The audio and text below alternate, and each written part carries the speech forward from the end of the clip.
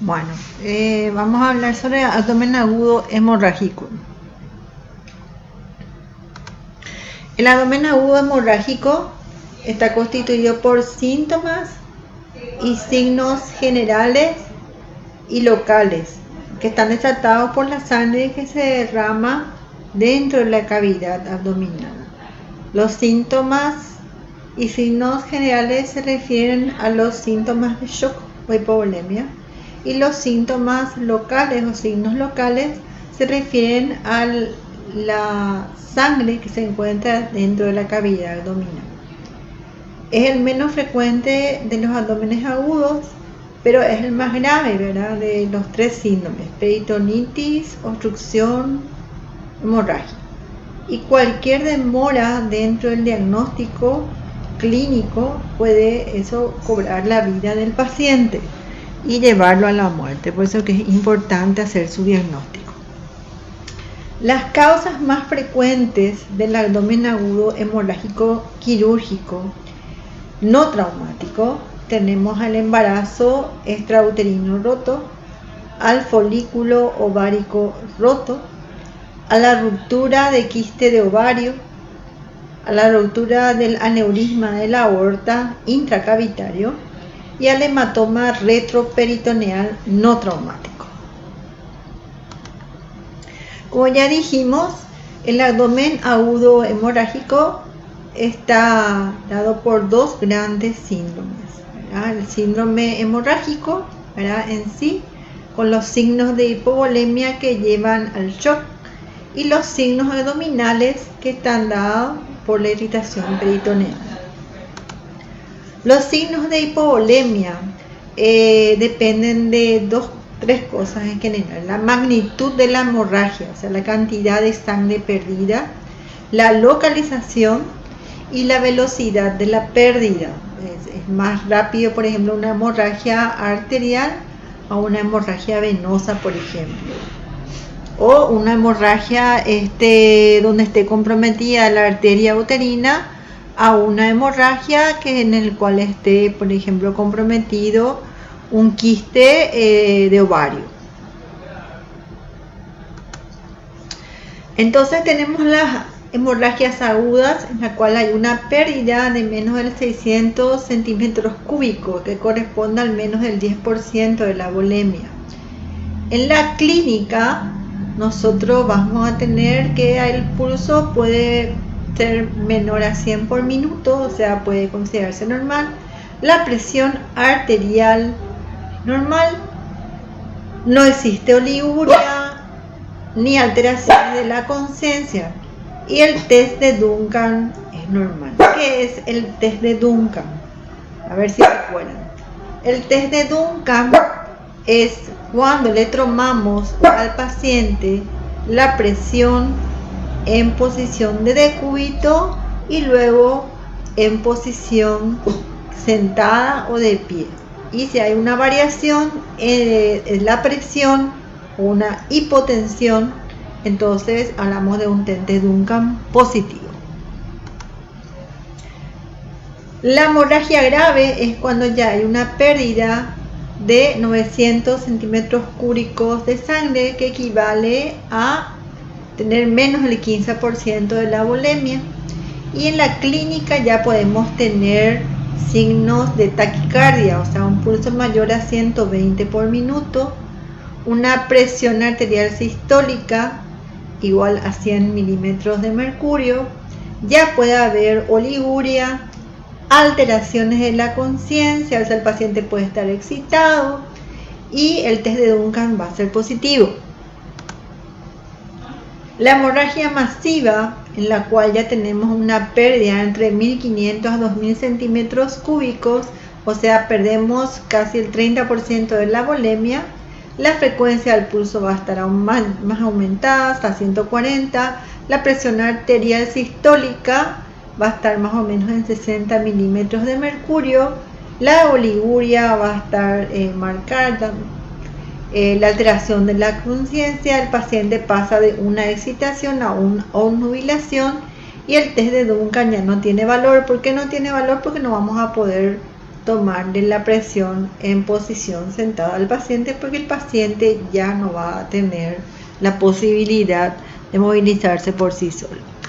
Y en la hemorragia cataclísmica, en la cual ya perdimos más de 3.000 centímetros cúbicos de sangre o más del 50% de la volemia, ya no vamos a percibir el pulso, la presión arterial no se va a detectar, el paciente va a estar en anuria, va a perder la conciencia, o sea, va a estar en coma, y el test de Duncan, por supuesto, ya no tiene valor. El cuadro clínico. En general, vamos a tomar como un cuadro clínico la rotura de un embarazo ectópico, ¿verdad? El dolor va a ser intenso, brusco, in situ generalmente, va a doler inicialmente donde se provoca la hemorragia. La irradiación puede ser al recto y al ano, como el lugar donde primero la sangre ocupa el espacio de Douglas. Esto da lo que se llama un dolor a nivel recto anal, que se llama signo de Maitland. Y también va a dar un dolor intenso en la vejiga, que se llama grito vesical de Opie. Luego, al aumentar la cantidad de sangre, esta va a ocupar las fosas lumbares, y ya hablamos anteriormente de que iba a ocupar el espacio subfrénico izquierdo. Entonces va a haber un dolor, ¿verdad? Dolor a la inspiración en el hombro izquierdo, que se llama signo de Kerr o signo de Lafont. Y luego vamos a tener tenesmo rectal y vesical. ¿Qué es el tenesmo? El tenesmo es la sensación imperiosa de querer ir de cuerpo, si es rectal, y la sensación imperiosa de querer orinar, que es el tenesmo vesical. Finalmente vamos a tener desfallecimiento o tendencia a la lipotimia y una disnea importante. Entonces hablamos otra vez que es la diferencia entre tenesmo y pujo, ¿verdad? El tenesmo es la sensación urgente e ineficaz y hasta dolorosa para evacuar, ¿verdad?, el recto o la vejiga, y nos da una sensación de evacuación incompleta. Y el pujo es el esfuerzo continuado para conseguir la evacuación, o sea, es la fuerza que hace el paciente o para ir de cuerpo o para orinar.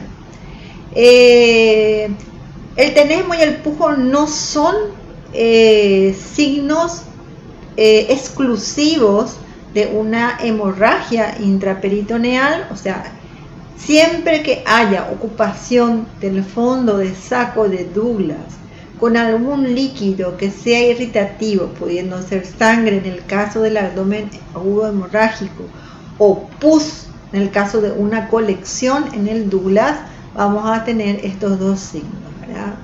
Tenesmo y pujo. Bueno, el cuadro clínico, ¿verdad? Primero el dolor a la palpación, vamos a tener dolor abdominal a la descompresión, ¿verdad? Vamos a tener, que es el signo de irritación peritoneal, ya dijimos que es generalmente en una hemorragia intraperitoneal, vamos a tener signo de irritación peritoneal generalizado, ¿verdad? Por supuesto va a haber dolor a la percusión, va a haber matidez de clive. ¿Qué quiere decir eso? Como la sangre se va a ocupar los espacios más declives, va a ocupar los flancos en un principio y el fondo de saco de Douglas. Tanto en los flancos como en el fondo de saco de Douglas, entonces vamos a tener matidez. Y en la parte central, que es la región periumbilical, podemos tener timpanismo. La piel va a estar fría, sudorosa, el paciente va a estar pálido, taquicárdico, y va a haber la hipotensión arterial. Ya hablamos del test de Duncan, que evidencia la inestabilidad hemodinámica. Por ejemplo, ante una hemorragia, si al paciente tomándole la presión acostado y de pie, sentado, hay una diferencia de más de 20 milímetros de mercurio, ¿verdad?, en la máxima, entonces tenemos un test de Duncan positivo. El paciente puede estar polipneo y el signo de Cullen. ¿Qué es el signo de Cullen? El signo de Cullen es la presencia de una coloración de color azul, ¿verdad?, alrededor del ombligo. Es signo de una hemorragia intraperitoneal grave, ¿verdad? Sabemos que, si ustedes recuerdan la anatomía, el ombligo es el lugar donde existe menor espesor, ¿verdad?, entre la cavidad abdominal y la piel. Entonces esa zona es donde se expresa, una zona donde se expresa la hemorragia intraperitoneal, ¿verdad? Sabemos que en la pancreatitis hay otros signos, pero eso vamos a ver después. El pulso en las fases iniciales del shock suele ser débil y rápido, y la palpación del pulso radial se puede hacer siempre que el paciente tenga un shock leve, ¿verdad? Es importante tomar, si no se encuentra el pulso radial, tomar el pulso carotidio, que es el último en desaparecer. Por eso que es importante conocer las equivalencias a la presencia o no presencia del pulso. Por ejemplo, si nosotros tenemos palpamos el pulso radial, quiere decir que la presión arterial sistólica se encuentra entre un 70 a 80 milímetros de mercurio. Si palpamos ya no palpamos al pulso radial, pero palpamos el femoral, quiere decir que nuestra sistólica, ¿verdad?, está entre 60 a 70 milímetros de mercurio. Y la carotidia, ¿verdad?, entonces tenemos que nuestra presión arterial más o menos está en 60 milímetros de mercurio, la sistólica. Siempre hay que monitorizar la frecuencia cardíaca, la presión arterial y la frecuencia respiratoria. El tacto vaginal. Al tacto vaginal en la mujer vamos a encontrar dolor y abombamiento en el fondo de saco de Douglas, que es el fondo de saco posterior. Y si palpamos este fondo de saco y empujamos un poco con el dedo durante el tacto vaginal, vamos a encontrar que la paciente va a gritar de dolor. A eso se le llama grito del Douglas o signo de Proust. Y puede haber dolor a la movilización del cuello uterino, que es el signo de Frenkel. Los signos, ¿verdad?, que de sangrado interno incluyen la ansiedad, la inquietud, la sensación de sed excesiva, las náuseas y los vómitos, que pueden ser reflejos, la piel que está fría, húmeda, pálida, ¿verdad?, la respiración rápida o taquipnia,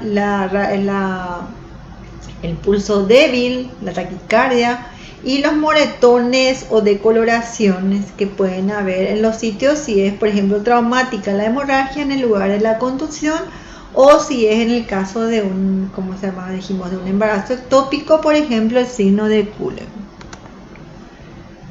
Bueno, entre las patologías que pudieran causar una hemorragia intraperitoneal, aparte del embarazo ectópico, tenemos la rotura de los folículos de De Graaf o rotura de un quiste de cuerpo amarillo, ¿verdad?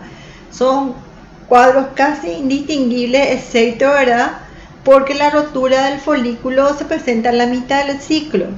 En general, la rotura de un folículo, que se presenta más o menos entre el día 12 a 15, día 14 supuestamente del ciclo, no produce una hemorragia muy grave, pero en algunos casos sí requiere de una laparotomía o laparoscopía.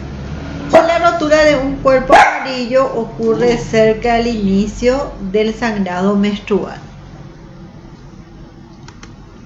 El dolor generalmente es de inicio gradual en la rotura del folículo o del cuerpo amarillo y se vuelve continuo, se exacerba con la tos o con los movimientos y puede irradiarse hacia la región inguinal, hacia las fosas ilíacas y hacia en la región del hipogastrio.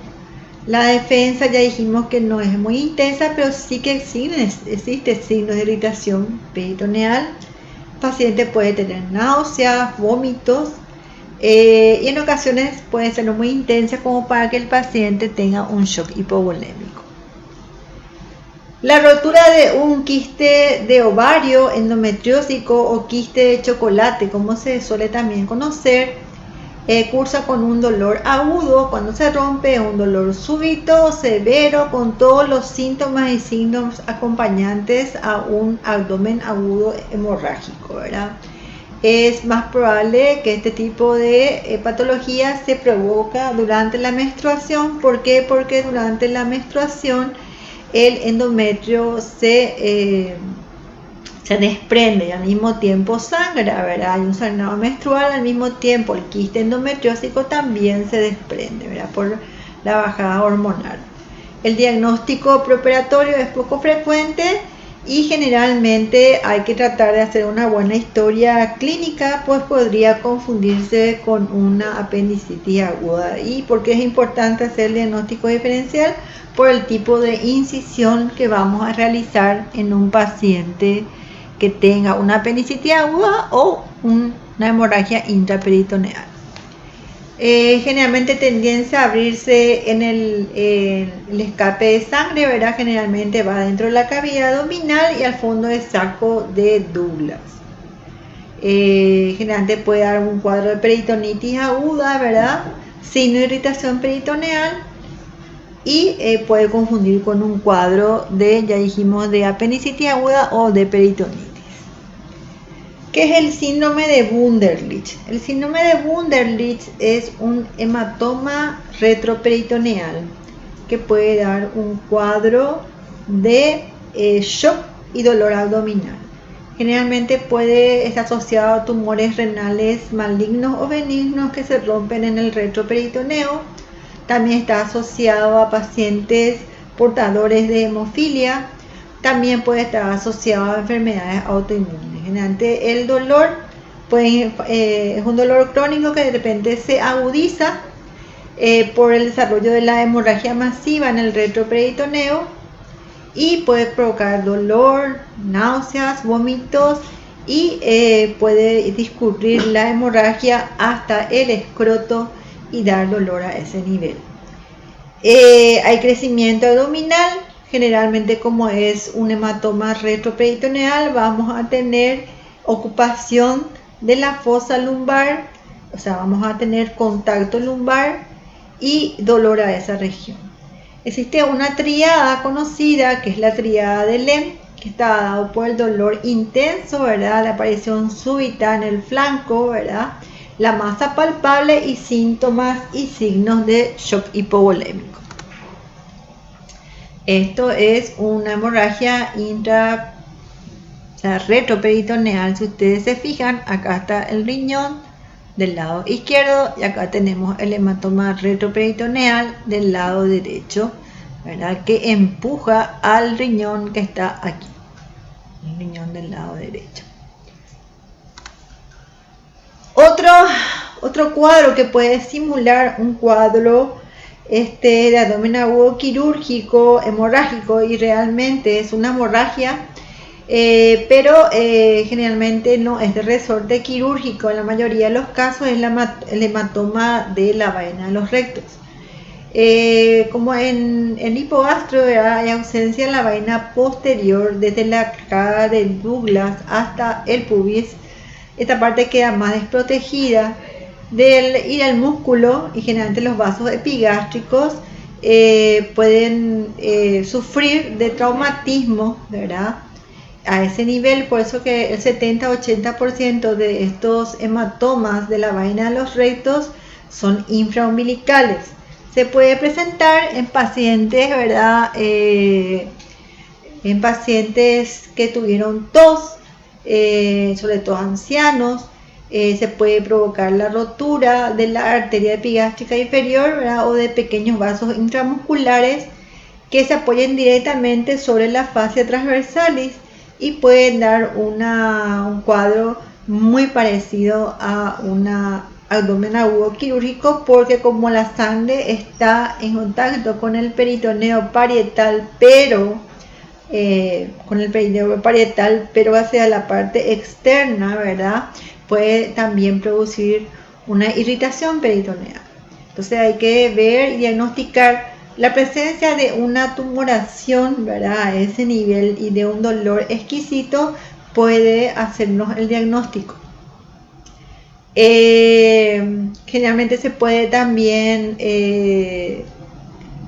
ver en pacientes en la época de que hay muchos cuadros gripales o neumónicos por tos muy violenta, o también se puede ver a veces en algunas pacientes que durante el parto se les hizo la maniobra de Christeler.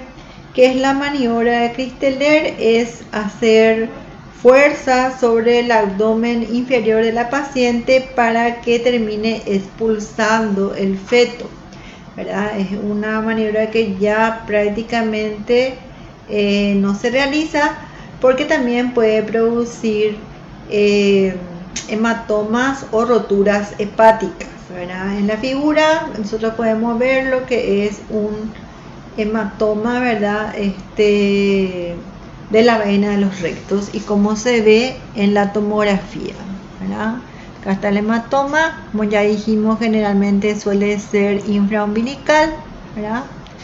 Y acá vemos la tomografía donde se ve la vaina de los rectos, aquí, ¿verdad?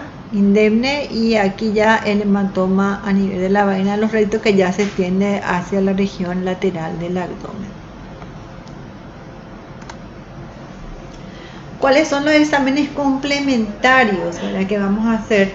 Como se trata de una hemorragia intraperitoneal, los exámenes tienen que ser al mismo tiempo que el tratamiento. O sea, nosotros le vamos a pedir una hemoglobina hematocrito, que es lo más importante, que se nos haga rápido, ¿verdad? El hemograma le pediremos después, examen parcial de orina, coagulograma y sobre todo lo más importante, el grupo sanguíneo y el factor RH, ¿verdad? En cuanto a los exámenes imaginológicos, que es que el paciente se encuentra hemodinámicamente estable, o sea, tiene una presión aceptable, nosotros tenemos que analizar las vías, no tiene una hemorragia cataclísmica, entonces podremos recurrir a los exámenes imagenológicos, que podría ser una endoscopía, una ultrasonografía, ¿verdad?, una ecografía, o hacerle una laparoscopía directamente o un lavado peritoneal diagnóstico. En la ecografía, generalmente cuando hay un quiste del cuerpo lúteo, ¿verdad?, se puede ver un quiste de paredes gruesas, que puede mostrar al ecodoppler color, ¿verdad?, que hay una circulación muy intensa. Se suele decir que muestra como si fuera un anillo de fuego. Como ya hablamos, cuando hablamos de la hemorragia intraperitoneal, vamos a buscar el líquido en el espacio de Morrison. ¿Cuál era el espacio de Morrison? Vamos a recordar otra vez. Es el espacio que se encuentra entre el hígado y el riñón. Este espacio generalmente no existe, es un espacio virtual, pero que se vuelve real cuando hay líquido libre en la cavidad abdominal. Acá podemos ver otra vez, está una gran cantidad de sangre. Esto es una menor sangre y hay veces que es laminar simplemente, ¿verdad? También se puede ver en sangre en el espacio que hay entre el riñón y el vaso. También entre la sangre que se puede ver en el fondo del saco de Douglas. Acá tenemos la vejiga, acá tenemos el fondo del saco de Douglas donde se ve líquido libre, ¿verdad? Acá se ve también líquido libre en el espacio de Morrison y acá también tenemos líquido libre en el espacio de Douglas. En un paciente, ¿verdad?, en el cual existe también una hemorragia intraperitoneal, podemos ver en la tomografía esto, ¿verdad?, que es gran cantidad de líquido libre en cavidad abdominal. Prácticamente el hígado está nadando en sangre o en líquido, ¿verdad? La paracentesis abdominal, bueno, es la punción abdominal. Es una técnica invasiva, ¿verdad?, que se hace mediante la punción percutánea abdominal y nos permite evacuar líquido y poder hacer un diagnóstico generalmente si es sangre, si es líquido o si es pus o líquido intestinal, ¿verdad? Para realizar la paracentesis abdominal, el primer paso es vaciar la vejiga. Y generalmente le colocamos al paciente una sonda vesical. El paciente se encuentra en posición supina, semi-inclinado y ladeado hacia el lado izquierdo, porque nosotros lo que queremos, ¿verdad?, es tratar de que la sangre se acumule en el lugar más declive y en el lado izquierdo, que es el lugar preferido para la punción abdominal, aunque se puede hacer en los 9 cuadrantes. Entonces tenemos en cuenta el punto de punción.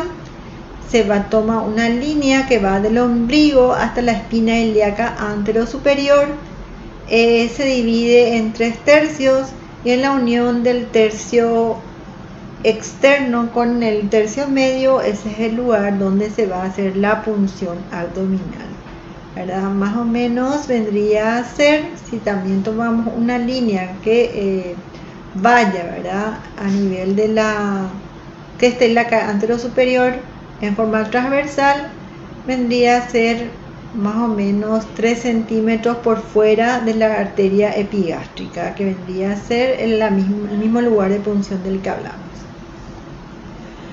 Bueno, siempre hay que evitar las cicatrices previas, ¿verdad? Porque cuando hay cicatrices previas sabemos que hay una debilidad de la pared abdominal y el intestino puede estar más próximo a la pared. Por eso tratar de evitar si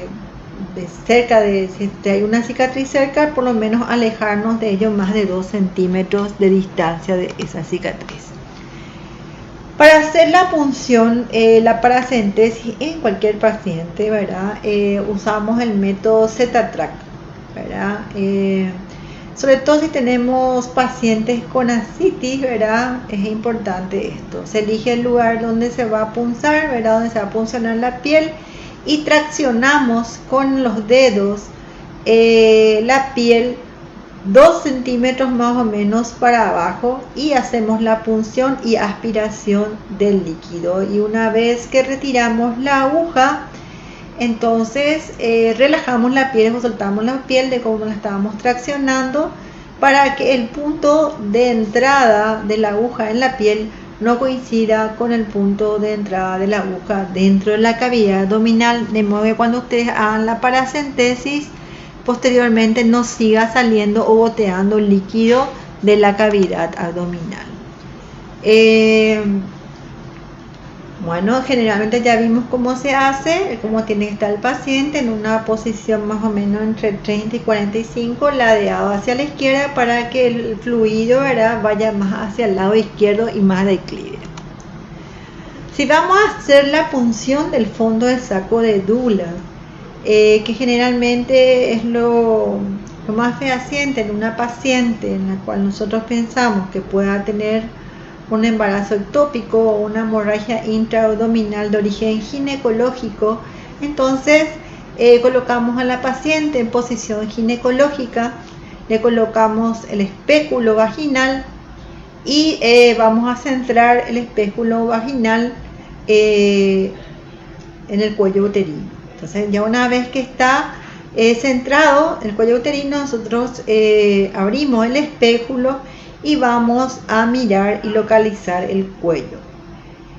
Con la pinza erina, que es una pinza con dientes, vamos a pinzar el labio posterior del cuello uterino.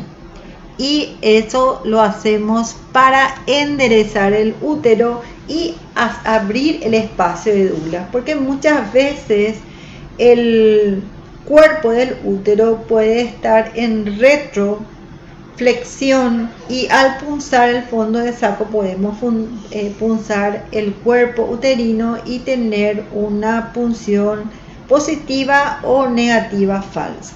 Entonces, para enderezar el cuerpo del útero, mediante la pinza erina traccionamos el cuello para abrir el espacio de Douglas o fondo de saco de Douglas que quede libre. Una vez que hacemos eso, traccionamos entonces con una jeringa. Generalmente punzamos el fondo de saco de Douglas y si obtenemos fluido o sangre, vamos a tener que extraer y vamos a ver si la sangre es incoagulable. ¿Cuál es el tratamiento de estos pacientes? Al mismo tiempo que hacemos todos estos medios auxiliares diagnósticos, nosotros necesitamos que nuestro paciente esté hemodinámicamente estable. ¿En qué momento el paciente en shock puede requerir un soporte respiratorio? Llámese intubación endotraqueal en casos de que el paciente tenga una presión arterial de oxígeno de menos de 60 milímetros de mercurio, que tenga, puede tener hipercapnia o no, taquimia grave. El paciente está con una frecuencia respiratoria muy aumentada, puede tener un nivel de conciencia disminuido con un Glasgow menor a 8. Y soporte circulatorio en todos los pacientes que lleguen con una hemorragia o con signos de hemorragia intraperitoneal o en shock, puede ser séptico también. Siempre utilizamos primero los catéteres periféricos grandes, que puede ser entre 14 y 16 French. Con los de 14 nosotros nos aseguramos que vaya más o menos entre 256 cc por minuto y con los 16 aproximadamente unos 215 cc por minuto. Siempre es preferible en pacientes en shock instalar vías periféricas, ¿verdad?, a vías centrales. ¿Por qué? Porque generalmente el paciente en shock tiene las venas colapsadas y si hacemos una vía central, como sea una subclavia o una yugular, tenemos mayor posibilidad de tener un procedimiento errado. Inclusive podemos causarle un mayor daño al paciente y provocarle un neumotórax o un hemotórax. Entonces es preferible la vía periférica o la vía periférica centralizada. Las soluciones generalmente cristaloides, coloides, pero lo más importante es darle sangre al paciente. Drogas vasopresoras, actualmente la noradrenalina, ¿verdad?, a dosis altas puede ser útil para elevar la presión arterial, y la dopamina o la dobutamina ya va a ser dosis dependiente, ¿verdad? Generalmente la adrenalina ya no es usada. Tratamiento, generalmente en una hemorragia intraperitoneal, el tratamiento es quirúrgico, ¿verdad? Hay que parar lo que está sangrando. Entonces el tratamiento es la laparotomía exploradora. Entonces hay que saber que el abdomen es una caja de sorpresas de la anatomía humana y la patología aguda siempre obliga a tomar decisiones importantes. Entonces el abdomen agudo es una enfermedad evolutiva, se tiene que examinar al paciente en forma repetitiva. El abdomen agudo hemorrágico es una urgencia quirúrgica. En ciertos tipos de abdómenes agudos, ¿verdad?, el tiempo es un excelente diagnosticador. ¿En qué sentido? En que muchas veces cuando todavía no tenemos un diagnóstico, es bueno hidratar al paciente y examinarlo en forma repetitiva, ¿verdad? Y siempre hay que reconocer los signos invariantes de un abdomen agudo, que son el dolor, el signo de irritación peritoneal, ¿verdad?, o la distensión abdominal, las náuseas, los vómitos, la detención de heces y gases. El diagnóstico es clínico, ¿verdad? Los estudios imagenológicos se deben utilizar con moderación, no hay que ser dependiente de ellos. Muchas veces no podemos contar con ellos. A veces una punción del fondo de saco de Douglas o una punción abdominal ya nos pueden dar el diagnóstico. Y siempre recordar que sangre se debe reponer con sangre, ¿verdad? Importante siempre tener en cuenta que si no tenemos un banco de sangre lo suficientemente nutrido, ¿verdad?, tenemos que tratar de poner en buenas condiciones al paciente y entrar lo antes posible a parar la hemorragia.